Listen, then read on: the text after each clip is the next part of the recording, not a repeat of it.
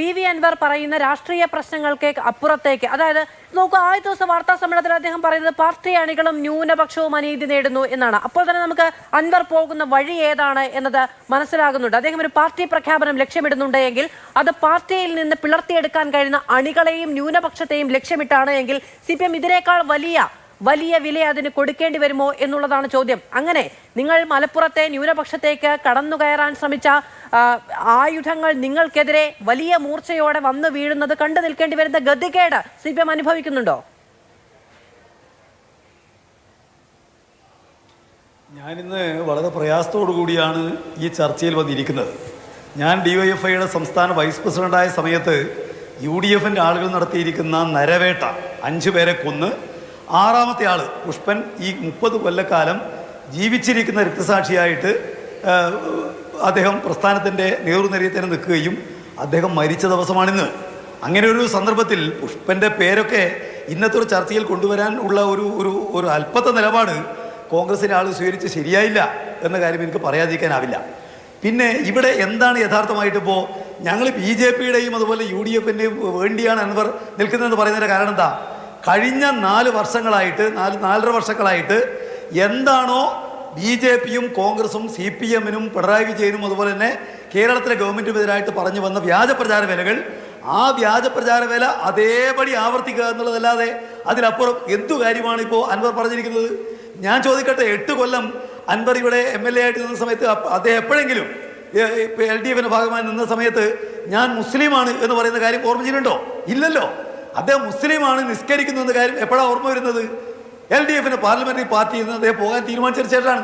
അപ്പോൾ അത് രാഷ്ട്രീയ പ്രസംഗിച്ചുകൊണ്ട് മുന്നോട്ട് പോകാനാവില്ല എന്നുള്ളത് കൃത്യമായ നിലക്ക് തിരിച്ചറിഞ്ഞതിൻ്റെ ഫലമാണ്. പിന്നെ RSSകാരുമായിട്ടുള്ള CPMൻ്റെ നിലപാടിനെ സംബന്ധിച്ച് ഞങ്ങൾക്ക് ആരുടെ ഈ സീറ്റ് ആവശ്യമില്ല. RSSകാർ കൊന്നു തള്ളിയ 218 പേരുടെ ജഡം ഏറ്റുവാങ്ങിയ പാർട്ടിയാണ് CPM. 2 കോടി ഉറുപ്പിക തലക്ക് വില കെട്ടിയിരിക്കുന്ന ആളാണ് RSSകാർ കേരളത്തിലെ മുഖ്യമന്ത്രി. അതിനായിട്ട് പിണറായി വിജയൻ എന്നുള്ളത് ആർക്കറിയാതിരിക്കുന്നത്? ഇന്ത്യക്കകത്ത് ഇന്ന് കേന്ദ്ര ഗവൺമെന്റിനായിട്ട് ഏറ്റവും ശക്തമായ നിലപാട് സ്വീകരിക്കുന്ന കേന്ദ്രത്തിന്റെ സംസ്ഥാനങ്ങളുടെ നിലപാടുകളെ കൃത്യമായ നിലയ്ക്ക് ചെറുക്കാൻ മുന്നോട്ടേക്ക് വരുന്ന മുഖ്യമന്ത്രി കേരളത്തിലെ മുഖ്യമന്ത്രി അല്ലാതെ വേറെ ആരുണ്ട്? അതാർക്കവിടെ അറിയാതിരിക്കുന്നത്? പിന്നെ ആരാ മാറിയിരിക്കുന്നത്? ഇപ്പം ഇത്രയും കാലം കഴിഞ്ഞൊരു കുറച്ച് കാലമായിട്ട് ഈ പറയുന്ന മോഹൻദാസ് ഏറ്റവും മഹാനായ മനുഷ്യൻ, മുഖ്യമന്ത്രി ഏറ്റവും മഹാനായ മനുഷ്യൻ, LDF ഏറ്റവും മഹത്തായ പ്രസ്ഥാനം, അത് ആർക്കാ ഒരു ദിവസം കൊണ്ട് മാറിപ്പോയത്? അത് മാറിപ്പോയത് അൻവറിനാണ്, അല്ല ഞങ്ങൾക്കല്ല. അതുകൊണ്ട് ഞങ്ങളുടെ 10,000ങ്ങളുടെ വോട്ട് നേടിയാണല്ലോ അൻവർ MLA ആയത്. അദ്ദേഹം ഈ പറയുന്ന RSSന്റെ BJPയുടെ വക്കാലത്തുമായിട്ട് വരുമ്പോൾ അതിനെ ചെറുക്കാൻ നിങ്ങൾക്ക് ഉത്തരവാദിത്വമില്ലേ? ഞങ്ങൾ അതിനെതിരായിട്ട് സംസാരിക്കില്ലേ? അത് സംസാരിക്കാൻ പാടില്ലെന്ന് പറഞ്ഞാൽ ശരിയാവോ? ഇവിടെ അൻവർ ഉന്നയിച്ച വിശ്വാസപരമായ ആരോപണത്തെ BJP പോലും മുഖവിലേക്ക് എടുക്കുന്നില്ല. ശ്രീ VP ശ്രീപത്മനാഭൻ പറയുന്നില്ല അത് യാഥാർത്ഥ്യമാണ് എന്ന്.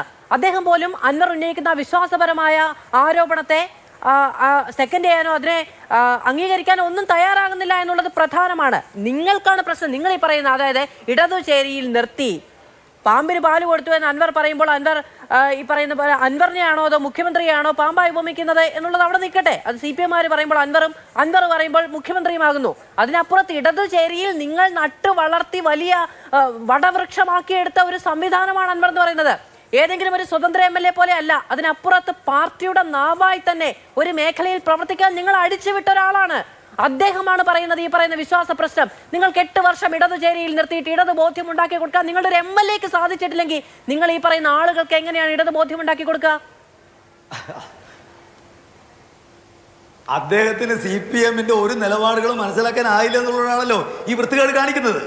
ഞങ്ങൾക്ക് കേരളത്തിന്റെ ചരിത്രത്തിൽ ഒരിക്കലും ഇടതുപക്ഷ പാർലമെന്ററി പാർട്ടിക്കകത്തുള്ള ഒരാളെ അയാളുമായിട്ട് ഒരു ബന്ധവുമില്ല എന്ന് പറയേണ്ടി വന്നൊരു നിലയുണ്ടോ?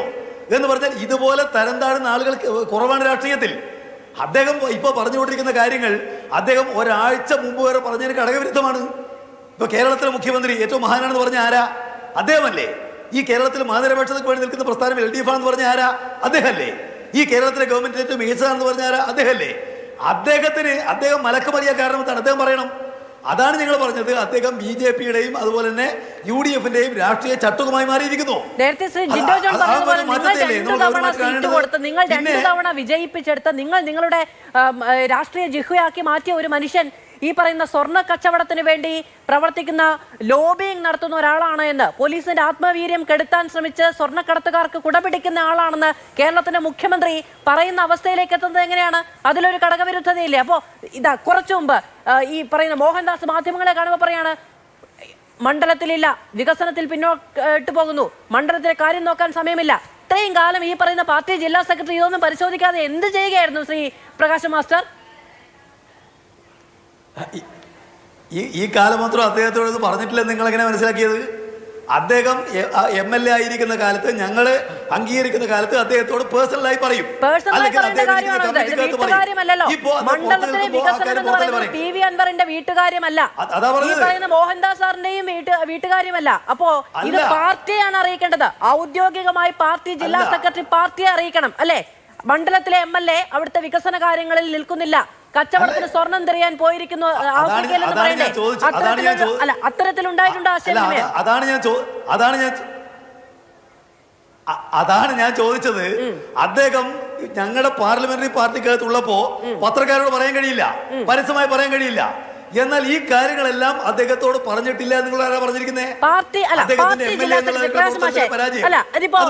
ഞങ്ങൾക്കൊരു ഇരുമ്പും അറിയണ്ട, അതിനപ്പുറത്ത് നിങ്ങൾക്ക് ടോർച്ച് അടിച്ച് നോക്കാൻ കഴിയില്ല എന്ന് പറയുന്ന നിലപാടൊക്കെ അംഗീകരിക്കാം, ശരി. പക്ഷേ അങ്ങനെ ജില്ലാ സെക്രട്ടറി പാർട്ടി നേതൃത്വത്തെ PV അൻവറിന്റെ പ്രവർത്തനവുമായി ബന്ധപ്പെട്ട് അതൃപ്തി അറിയിച്ചിട്ടുണ്ടോ? അങ്ങ് മുതിർന്ന നേതാവാണല്ലോ, അങ്ങേക്ക് പറയാം, അതൃപ്തി അറിയിച്ചിട്ടുണ്ടോ? അല്ല, നിങ്ങൾ നമ്മുടെ പാർട്ടിയെ പറ്റി നിങ്ങൾക്ക് ഞങ്ങളുടെ പാർട്ടിയെ സംബന്ധിച്ച് അറിയാത്തതുകൊണ്ടാണ്. ഒരു MLA സംബന്ധിച്ച് അദ്ദേഹം ഇരിക്കുന്ന വേദിയിൽ അദ്ദേഹത്തെ സംബന്ധിച്ച് പറയാനുള്ള കാര്യങ്ങൾ അദ്ദേഹത്തോട് വ്യക്തിപരമായും അതുപോലെ സംഘടനാപരമായിട്ട് പറയുന്ന രീതി ഞങ്ങളുടെ പാർട്ടി ഓരോ സമയത്തും ഉണ്ടാകുന്ന ഒരൊറ്റ കാര്യം, അതായത് പാർട്ടി ജില്ലാ സെക്രട്ടറി PV അൻവർ എന്ന നിലമ്പൂരിലെ MLA, ഇടതുപക്ഷ MLA വികസന പ്രവർത്തനവുമായി ബന്ധപ്പെട്ട് മുന്നണിയിൽ നിന്നുകൊണ്ട് മണ്ഡലത്തിൽ നടത്തുന്ന രാഷ്ട്രീയ പ്രവർത്തനത്തിന് സമയമില്ലായ്മയെ കുറിച്ച് പരാതി അറിയിച്ചിട്ടുണ്ടോ? അങ്ങനെ അറിയിച്ചിട്ടുള്ളവരാണെങ്കിൽ പോയ 5 വർഷക്കാലം തികഞ്ഞ പരാജയം എന്ന് പറയുന്ന ആൾക്ക് രണ്ടാമത് നിങ്ങൾ എങ്ങനെയാണ് സീറ്റ് കൊടുത്തത്? ഇതില് കമ്മ്യൂണിസ്റ്റ് പാർട്ടിക്കകത്ത് അതിനകത്ത് നിൽക്കുന്ന ആളുകളോടും പാർട്ടിയുടെയും മുന്നണിയുടെയും ഭാഗമായി നിൽക്കുന്ന ആളുകളോടും സ്വീകരിക്കുന്ന ഒരു നിലപാട്, അത് അവിടെ അതിനകത്തുള്ള നിലപാടല്ലേ? ഇന്നിപ്പോ അദ്ദേഹം ഈ പറയുന്ന മുന്നണിക്ക് വിരുദ്ധമായിട്ട് സ്വയം പുറത്തു പോയിരിക്കുന്നു. സ്വാഭാവികമായിട്ടും ഇന്നലെ വരെ അദ്ദേഹത്തോട് പേഴ്സണലായി പറഞ്ഞ കാര്യങ്ങൾ, അദ്ദേഹം ഇരിക്കുന്ന കമ്മിറ്റിക്കകത്ത് മാത്രം പറഞ്ഞ കാര്യങ്ങൾ ഇന്ന് പരസ്യമായി പറയാൻ നിങ്ങൾ നിർബന്ധിക്കപ്പെടുകയാണല്ലോ. അത് സ്വാഭാവികമായിട്ടും അങ്ങനെയല്ലേ പറയാൻ വേണ്ടി കഴിയുള്ളൂ. പിന്നോട്ടടിച്ചാലും കുഴപ്പമില്ല, മണ്ഡലത്തിൽ നിന്നില്ലെങ്കിലും കുഴപ്പമില്ല, സ്വർണ്ണഖനനത്തിന് പോയാലും കുഴപ്പമില്ല, തടയണ കെട്ടിയാലും കുഴപ്പമില്ല, ഹൈക്കോടതിയുടെ തുടർ നോട്ടീസുകൾ അവഗണിച്ചാലും കുഴപ്പമില്ല, മുന്നണിക്കുള്ളിൽ നിന്നാൽ മതി എന്നുള്ളതാണ്. അല്ലെങ്കിൽ പുറത്തു പോയാൽ വിളിച്ചു പറയും എന്നുള്ളതാണ് എങ്കിൽ അങ്ങനെ വിളിച്ചു പറയുന്നതായിരിക്കും അൻവറും എന്ന് പറഞ്ഞു പോകുകയല്ലാതെ വേറെ നിവൃത്തിയില്ല.